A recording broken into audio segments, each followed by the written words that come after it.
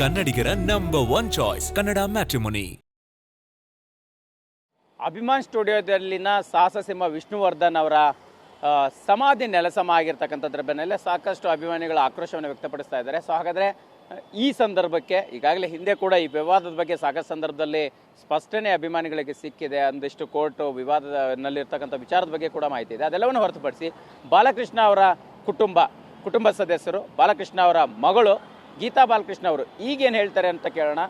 Madam, ಈಗ ಮೊದಲನೇದಾಗಿ ಅಂದರೆ ಈ ವಿವಾದ ಯಾವಾಗೂ ಇತ್ತು.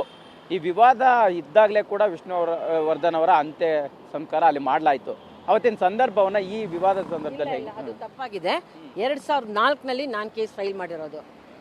ಇದು ಬಂದ್ಬಿಟ್ಟು ವಿಷ್ಣುವರ್ಧನ್ ಅವ್ರ ಸಮಾಧಿ ನಮ್ಮ ಗಮನಕ್ಕೆ ಬಂದಿದ್ದು 2010ನಲ್ಲಿ.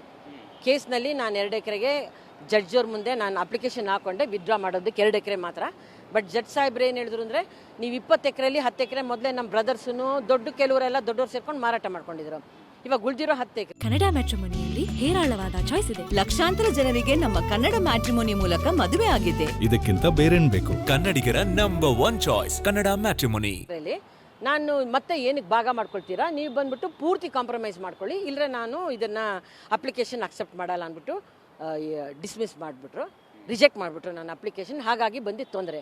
ಆವಾಗಲೇ ಏನೋ ಒಂದು ಸಮಸ್ಯೆ ಇತ್ತು ಅಂದರೆ, ನಾನು ಭಾರತೀಯವ್ರಿಗಾಗಲಿ ಅವರು ಸೆಕ್ರೆಟ್ರಿ ವಿಷ್ಣುವರ್ಧನ್ ಟ್ರಸ್ಟ್ ಸೆಕ್ರೆಟ್ರಿ ಆದ ವಿಶುಕುಮಾರ್ ಸರ್ ಎಲ್ಲರಿಗೂ ಹೇಳಿದೆ, ನಾನು ತೊಂದರೆ ಕೊಡಲ್ಲ 2 ಎಕರೆಗೆ, ಅವ್ರು ಮಾಡ್ಕೊಳ್ಳಿ, ಏನು ಮೆಮೊರಿಯಲ್ ಕಟ್ಕೊಳ್ಳಿ, ನಾನು ತೊಂದರೆ ಕೊಡಲ್ಲ, ಬಟ್ ಕೇಸ್ ವಿತ್ಡ್ರಾ ಮಾಡಲ್ಲ ಅಂತ.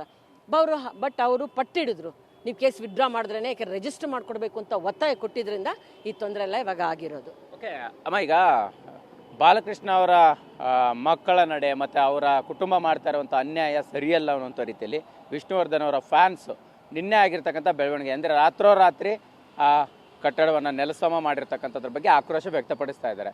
ಇಡೀ ಶಾಪ ಕೂಡ ಆಗ್ತಾ ಇದ್ದಾರೆ, ಈ ರೀತಿ ಆಗಬಾರ್ದಾಗಿತ್ತು ಅನ್ನೋಂಥ ರೀತಿಯಲ್ಲಿ. ಅದನ್ನು ಹೆಂಗೆ ತೊಗೊಳ್ತಾ ಇದೆ ಕುಟುಂಬ ಅಂತ? ಅಲ್ಲ, ಒಂದು ನನಗೆ ಗಮನಕ್ಕೆ ಬಂದಿದ್ದು, ನಿನ್ನೆ ನಾನು ನ್ಯೂಸ್ ಪೇಪರ್ನಲ್ಲಿ ಓದಿದೆ, 10 ಎಕರೆ ಹೈಕೋರ್ಟ್ ಆರ್ಡರ್ ಮುಖಾಂತರ ಇವರು ವಿಷ್ಣುವರ್ಧನ್ ಸಮಾಧಿನ ಒಂದು ನೆಲವು ಪಡಿಸಿದ್ದಾರೆ ಅಂತ. ಆಮೇಲೆ ಇವತ್ತಿಂದು ನಂಗೆ ಕೆಲವು ಮಾಧ್ಯಮದ ನ್ಯೂಸ್ನಲ್ಲಿ ಗೊತ್ತಾಯಿತು, ಹೈಕೋರ್ಟ್ ಆರ್ಡರ್ ತೊಗೊಂಡೆ ಅವರು ನೆಲ ಸಮಾನ ಮಾಡಿದ್ದಾರೆ ವಿಷ್ಣುವರ್ಧನ್ ಸಮಾಧಿ ಅಂತ. ಸೊ ಹಾಗಾಗಿ ಇದೊಂಥರ ನನಗೆ ಗೊತ್ತಿಲ್ಲದೇ ಎಷ್ಟೋ ವಿಚಾರ ನಡೀತಾ ಇದೆ ಅಂತ ನನ್ನ ಗಮನಕ್ಕೆ ನಿನ್ನೆಯಿಂದ ಬರಕ್ಕೆ ಶುರು ಆಗಿದೆ. ಕನ್ನಡಿಗರ ನಂಬರ್ 1 ಚಾಯ್ಸ್ ಕನ್ನಡ ಮ್ಯಾಟ್ರಿಮೋನಿ.